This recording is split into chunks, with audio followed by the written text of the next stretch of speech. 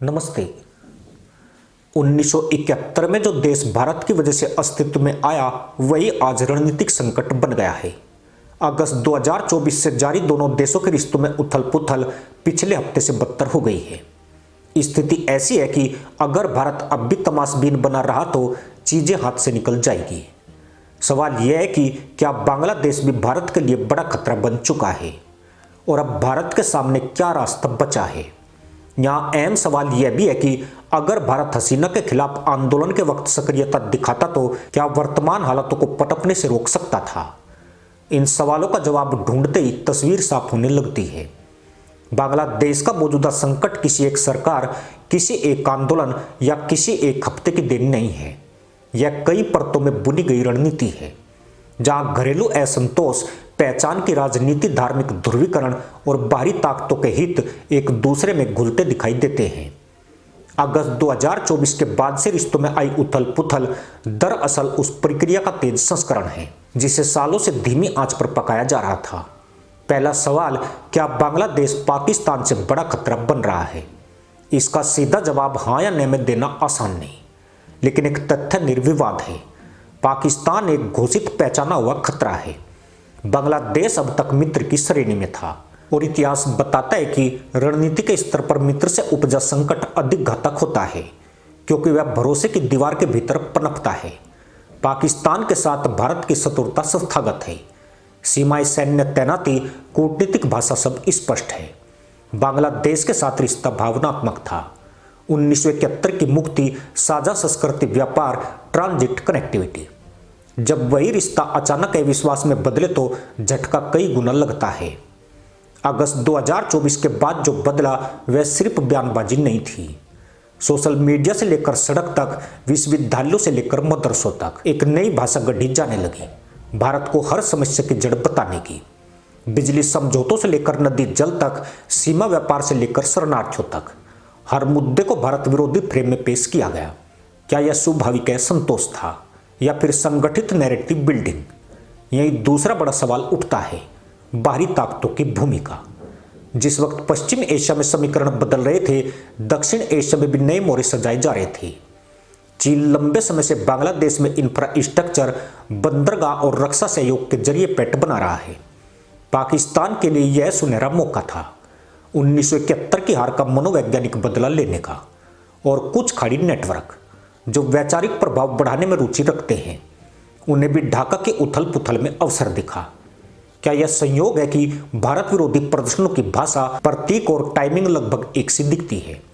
तीसरा सवाल, हसीना के खिलाफ आंदोलन के वक्त भारत की भूमिका। क्या भारत ने देर की? क्या भारत ने नॉन इंटरफेरेंस के नाम पर हाथ बांध लिए? अगर भारत उस वक्त सक्रिय होता, कूटनीतिक दबाव, अंतर्राष्ट्रीय मंचों पर स्पष्ट स्टैंड और ढाका के भीतर अपने नेचुरल एलाइज को मजबूत करता तो क्या हालात यहां तक आ पाते? यह सवाल इसलिए महत्वपूर्ण है क्योंकि दक्षिण एशिया में शक्ति संतुलन केवल सैन्य नहीं, राजनीतिक वैधता से भी तय होता है। जब एक स्थापित नेतृत्व कमजोर पड़ता है तो खाली जगह हमेशा कोई न कोई भरता है, और अक्सर वह भारत विरोधी धुरी होती है। हसीना सरकार भारत के लिए इसलिए अहम थी क्योंकि उसने आतंकवाद पर सख्ती दिखाई, भारत विरोधी नेटवर्क को सीमित किया और कनेक्टिविटी को आगे बढ़ाया। उसके कमजोर पड़ते जो ताकतें उभरी वे ठीक उलट दिशा में थी। भारत ने शायद यह मान लिया कि 1971 की विरासत अपने आप रिश्ते संभाल लेगी, लेकिन नई पीढ़ी के लिए 1971 इतिहास की किताब का अध्याय है, भावनात्मक अनुबंध नहीं। अगर नैरेटिव उनके हाथ में न हो तो इतिहास भी उनके खिलाफ इस्तेमाल हो सकता है। चौथा सवाल, क्या यह संकट भारत की आंतरिक सुरक्षा से जुड़ा है? उत्तर साफ है। पूर्वोत्तर भारत की सुरक्षा, सीमा पार घुसपैठ, कट्टरपंथी नेटवर्क और अवैध हथियारों की आवाजाही, ये सभी बांग्लादेश के स्थिर या अस्थिर होने से सीधे प्रभावित होते हैं। जिस तरह से पिछले महीनों में सीमा क्षेत्रों में गतिविधियां बढ़ी है वह केवल संयोग नहीं हो सकता। जब पड़ोसी देश में सत्ता संतुलन हिलता है तो उसका पहला असर सीमाओं पर दिखता है और फिर आर्थिक आयाम पर। भारत बांग्लादेश व्यापार, ट्रांजिट रूट्स और ऊर्जा सहयोग, ये सब भारत की एक्ट ईस्ट नीति की रीढ़ है। अगर ढाका में भारत विरोधी माहौल संस्थागत होता है तो यह नीति कमजोर पड़ेगी। सवाल यह नहीं है कि नुकसान होगा या नहीं, सवाल यह है कि नुकसान कितना गहरा होगा और कौन भरेगा। यहाँ एक ऐसी सच्चाई भी है, भारत की सॉफ्ट पावर रणनीति।